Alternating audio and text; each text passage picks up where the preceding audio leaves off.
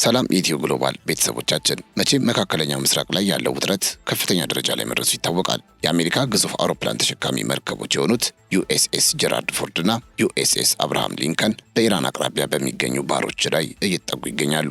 ይህንን ተከትሎ የኢራኑ መንፈሳዊ መሪ አያቶላ አሊ ኻሜኒ እነዚህን አደገኛ መርከቦች እናሰምጣቸዋለን በማለት ዛቻ ሰንዝረዋል። ይህ ዛቻ በዓለም አቀፍ ደረጃ ትልቅ ስጋትን የፈጠረ ሲሆን የሁለቱ ሀገራት ፍጥጫ ወደ ቀጥተኛ ጦርነት ሊያመራ እንደሚችል ተገምቷል። ታዲያ ከዚህ ዛቻ በኋላ ብዙዎች ኢራን ይህንን ግዙፍ መርከብ የማስመጥ ብቃት አላት ወይ? ለእነዚህ መርከቦችስ ምን መሳሪያ አዘጋጅታ ነው እንዲህ የምትለው ብለው እየመረመሩ ይገኛሉ።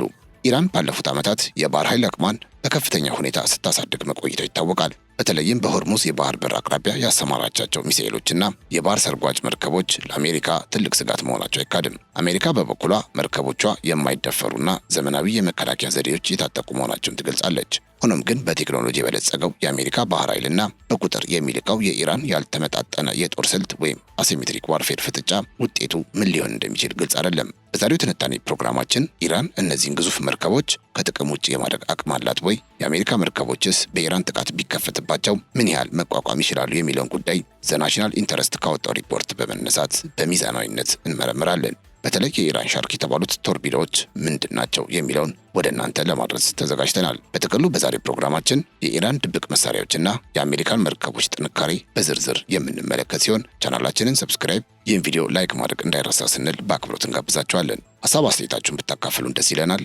አብራችሁን ቆዩ።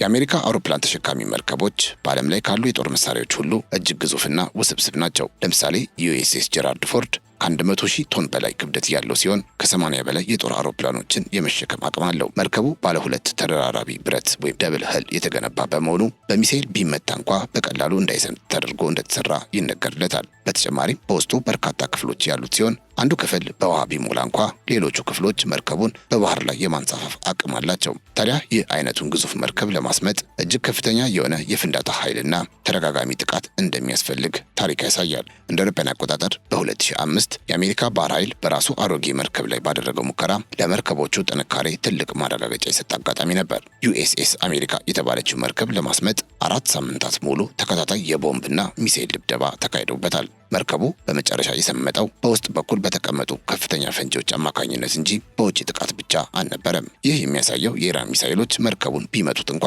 ሙሉ በሙሉ ወደ ባህር ግርጌ ለመላክ ምን ያህል ከባድ እንደሚሆንባቸው ነው። ነገር ግን ይህ በ2005 ከተደረገው ሙከራ በኋላ ባሉት 21 ዓመታት ውስጥ ብዙ ዘመናዊ መሳሪያዎች የተሰሩ በመሆኑ በዛን ጊዜው ሙከራ ብቻ አይሰምጡም ብሎ መደምደሚያ መስጠት አይቻልም። ኢራን ይህንን ግዙፍ መርከብ ለመምታት የምትጠቀመው ስልት የመንጋ ጥቃት ወይም ስዋርም ታክቲክስ ተብሎ ይጠራል። ይህ ስልት በመቶዎች የሚቆጠሩ ትናንሽ ፈጣን ጀልባዎችንና ድሮኖችን በአንድ ጊዜ ወደ አሜሪካ መርከብ ማስጠጋትን ያካትታል። የአሜሪካ መርከብ ዘመናዊ የመከላከያ ዘዴዎች ቢኖሩትም በአንድ ጊዜ የሚመጡ በመቶዎች የሚቆጠሩ ኢላማዎችን መከታተል ግን ሊሳነው ይችላል።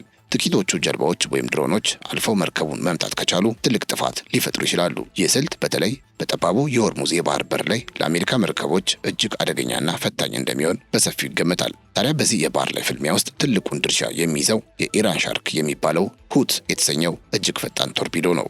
ይህ መሳሪያ በባህር ውስጥ እንደ ሻርክ እየበረረ ኢላማውን በአጭር ጊዜ ውስጥ የመምታት አቅም አለው። ሁት በሰዓት እስከ 360 ኪሎ ሜትር ድረስ የሚጓዝ ሲሆን ይህ ፍጥነት ከማንኛውም ተራ ቶርፒዶ በ3 እጥፍ የሚበልጥ ነው። መሳሪያው ሱፐር ካቪቴሽን የተባለ ቴክኖሎጂን በመጠቀም በራሱ ዙሪያ የጋዝ አረፋ በመፍጠር የውሃ ግጭትን ይቀንሳል።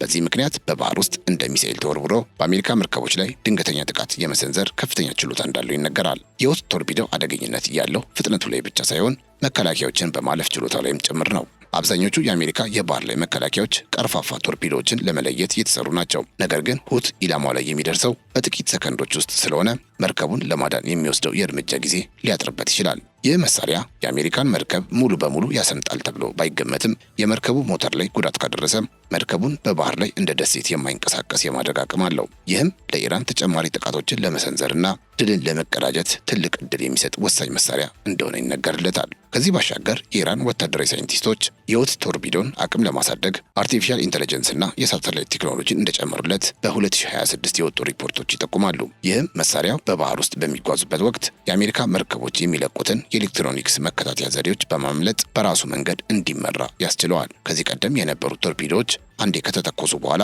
አቅጣጫቸውን ለመቀየር ይቸገሩ ነበር። አዲሱ የቴህራን ቴክኖሎጂ ግን ኢላማው የሆኑት መርከቦች አቅጣጫቸውን ቢቀይሩ እንኳ ተከትሎ የመምታት አቅም እንዳለው ይነገርለታል። ይህ የቴክኖሎጂ ሽኩቻ በባህር ስር ያለው ጦርነት ከላይ ከሚታየው በላይ እጅግ ውስብስብ መሆኑን የሚያሳይ ነው። ከሁቲ በተጨማሪ ኢራን ሻርክ 33 የተባሉ በሰው የማይነዱ የጥቃት ጀልባዎችን እንደምትጠቀምም ይነገራል። እነዚህ ጀልባዎች በባህር ላይ በጣም ዝቅ ብለው ስለሚጓዙ በራዳር ለመለየት እጅግ አስቸጋሪ ናቸው። በውስጣቸው ከፍተኛ መጠን ያለው ፈንጂ የሚሸከሙ ሲሆን ልክ እንደ ሻርክ አድፍጠው በመቆየት ከአሜሪካ መርከብ ጋር በመጋጨት ይፈነዳሉ። ኢራን እነዚህ መሳሪያዎች በየመን አማጽያን በኩል ቀደም ሲል በሳውዲ መርከቦች ላይ ሞክራ ውጤታማ መሆናቸውን አሳይታለች። አሁን ደግሞ እነዚህ መሳሪያዎች በብዛት በማምረት በአሜሪካ መርከቦች ላይ ለማሰማራት ዝግጅቷን እንዳጠናቀቀች ይነገራል። የኢራን የባህር ሰርጓጅ መርከቦችም ሌላው የአሜሪካ መርከቦች የስጋት ምንጭ ናቸው። እነዚህ ትናንሽ ሰርጓጅ መርከቦች በራዳር ለመለየት እጅግ አስቸጋሪ ናቸው። በባህር ውስጥ አድፍጠው በመቆየት የአሜሪካ መርከቦች ሲያልፉ ድንገተኛ የቶርፒዶ ጥቃት ሊሰነዝሩ ይችላሉ። ኢራን እነዚህን ሰርጓጅ መርከቦች በመጠቀም በባህር ውስጥ የፈንጂ ወጥመዶችን የመቅበር አቅም ስላላት የአሜሪካ መርከቦች በእያንዳንዱ እንቅስቃሴያቸው ከፍተኛ ጥንቃቄ እንዲያደርጉ ያስገድዳቸዋል።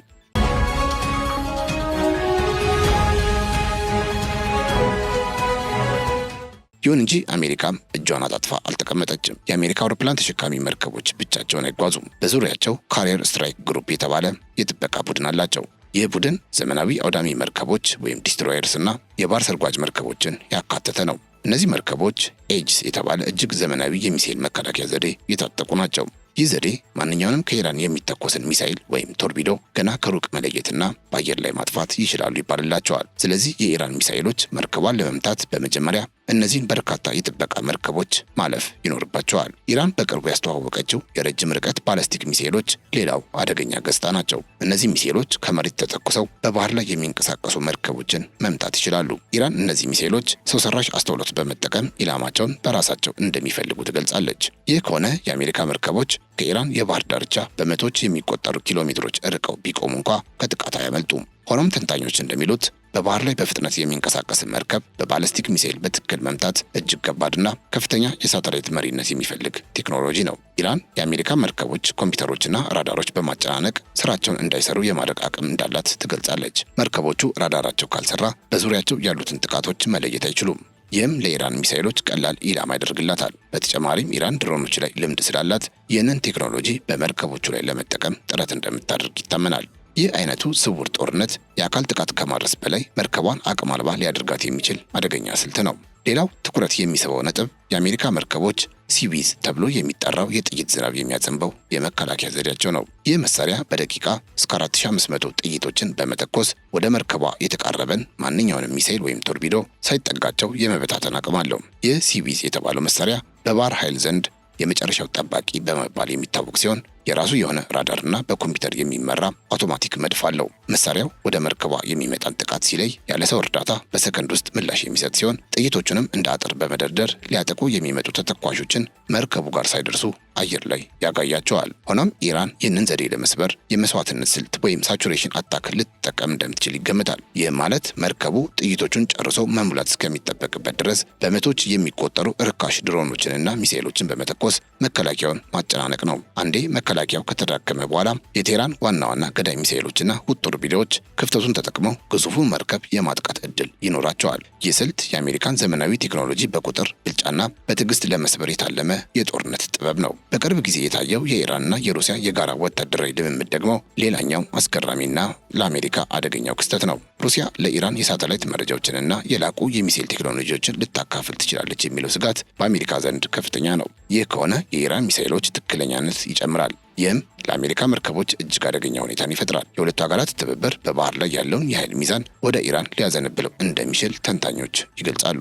ምንም እንኳ ኢራን እነዚህ ሁሉ መሳሪያዎች ቢኖሯትም የአሜሪካ መርከብ ማጥቃት የሚያስከትለው ውጤት ደግሞ እጅግ የከፋ እንደሆነ ታውቃለች።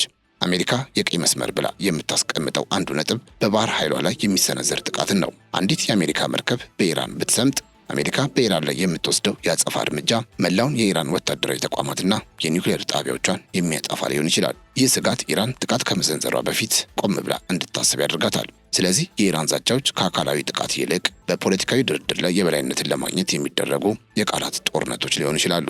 ባለፉት ጥቂት ቀናት ውስጥ ፕሬዚዳንት ዶናልድ ትራምፕ ለኢራን የ10 ቀን የድርድር ገደብ መስጠታቸው ይታወቃል። ይህ ገደብ ካለፈ አሜሪካ በኢራን የኒውክሌር ተቋማት ላይ ጥቃት ልትሰነዝር ትችላለች የሚል ወሬ በሰፊው እየተናፈሰ ነው። ኢራን በበኩሏ ጥቃት ከተሰነዘረባት የመጀመሪያ ኢላማዋ የአሜሪካ አውሮፕላን ተሸካሚ መርከቦች እንደሚሆኑ በግልጽ አስታውቃለች። ይህ ሁኔታ ቀጠናውን የጦርነት አዙሪት ውስጥ እየከተተው ይገኛል። የዓለም የነዳጅ ዋጋም በዚህ ውጥረት ምክንያት በከፍተኛ ሁኔታ እየጨመረ ሲሆን የዓለም ኢኮኖሚም በስጋት ውስጥ ወድቋል።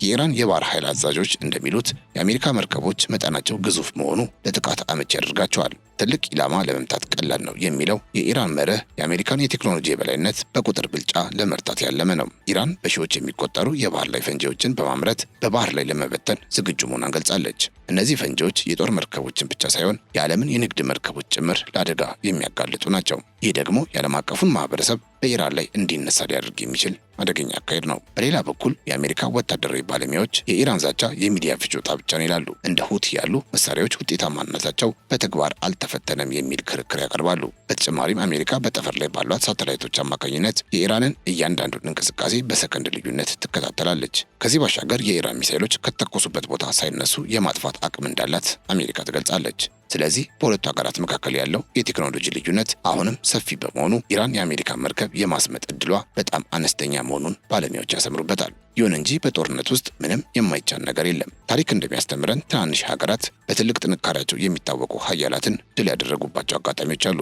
ኢራን ላለፉት 40 ዓመታት በአሜሪካ ማዕቀብ ስር ሆና ራሷን ለዚህ ቀን ስታዘጋጅ ቆይታለች። የገነባቸው ከመሬት በታች ያሉ የሚሳኤል ከተሞች እና ድብቅ የባህር ውስጥ ማዕከላት በቀላሉ የሚጠፉ አይደሉም። የአሜሪካ መርከቦች በኢራን ዙሪያ መገኘታቸው ለማስጠንቀቂያ ቢሆንም ኢራን ግን ደጃችን ላይ ከመጣ ኢላማ መሆኑ አይቀሬ ነው ባይ ናት። ይህ አመለካከት ነው ውጥረቱን ወደ ፍንዳታ እየመራው ያለው። ከወቅታዊ የሀገራቱ ዛቻ አንጻር ስንመለከተው በፋርስ ባህረ ሰላጤ ያለው ሁኔታ በማንኛውም ሰዓት ሊፈነዳ እንደሚችል እንረዳለን። የአሜሪካ አውሮፕላን ተሸካሚ መርከቦች በቴክኖሎጂ የላቁ ቢሆንም የኢራን ሁት ቶርቢዶና የመንጋ ጥቃቷ ስልት በቀላሉ የሚታዩ አይደሉም። ኢራን መርከቧን ማስመጥ ባትችል እንኳ ታላቋን አሜሪካን በባህር ላይ ማዋረድ የምትችልበትን ቀዳዳ መፈለጉ አይቀርም። ውጥረቱ በድርድር ይፈታል ወይስ ወደ አስከፊ ጦርነት ያምራል የሚለው ጥያቄ በሚቀጥሉት ጥቂት ቀናት ውስጥ ምላሽ የሚያገኝ ይሆናል። በማጠቃለያው የኢራን ዛቻና የአሜሪካ ዝግጅት በዓለም ፖለቲካ ላይ ትልቅ ስጋትን ፈጥሯል። ኢራን ያሏት እንደ ሁቲ ያሉ የባህር ውስጥ ሻርክ መሰል መሳሪያዎች ለአሜሪካ መርከቦች ቀላል የማይባል ፈተና ናቸው። ሆኖም የአሜሪካ ባህር ኃይል ያለው የጥበቃ ስርዓትና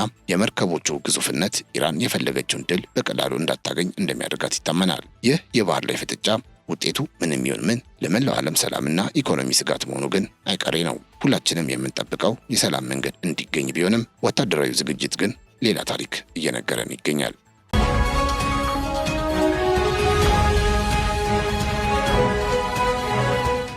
የተከበራችሁ የኢትዮ ግሎባል ቤተሰቦቻችን ለዛሬ ያዘጋጀንላችሁ መረጃ ይህንን ይመስል ነበር። አብራችሁን ስለነበራችሁ እጅግ እናመሰግናለን። ቻናላችንን ሰብስክራይብ፣ ይህን ቪዲዮ ላይክ ማድረግ እንዳይረሳ። በያላችሁበት ሰላም